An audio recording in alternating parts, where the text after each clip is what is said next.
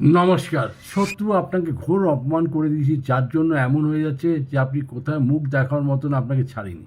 মানে এত কষ্ট দিয়েছে, এত অপমান করেছে যে আপনি যেখানেই যাচ্ছেন আপনি নিজেকেই আপনি গিল্টি ফিল করছেন। আপনাকে এমন মনে হচ্ছে যে আপনি নিজেকে নিজেই ঘৃণা করছেন। মানে আমি আপনাকে এমন একটা উপায় বলব যেটা করে আপনি চিন্তাও করতে পারবেন না যে শত্রু আপনার অপমান করেছে সে এসে নিজেই ক্ষমা চাইবে। কি করবেন? একটা জল ভরা নারকেল নেবেন।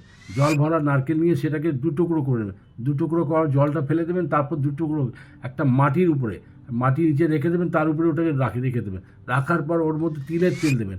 তিলের তেল দেওয়ার পর কালো রঙের সুতোর বাতি, কালো সুতোর বাতি আপনি ওর মধ্যে দেবেন। দেওয়ার পর আপনি ওটাকে জ্বালান, জ্বালিয়ে দিন। আর শনিবার রাত্রে এটা করবেন, শনিবার রাত্রে 9টার পরে করবেন। করার পর মানে আপনি বিশ্বাস রাখতে পারেন যখন আপনি করবেন এটা, পরের দিন আপনি কী করবেন, সেটাকে তুলে জলে বা পুকুরে ফেলে দিন। কোনো অসুবিধা নেই। যে শত্রু আপনাকে ভীষণ অপমান করেছে, যে অপমানিত করেছে, যে আপনার কোথায় ছাড়িনি, আপনার সে এসে ক্ষমা চাইবেই চাইবে।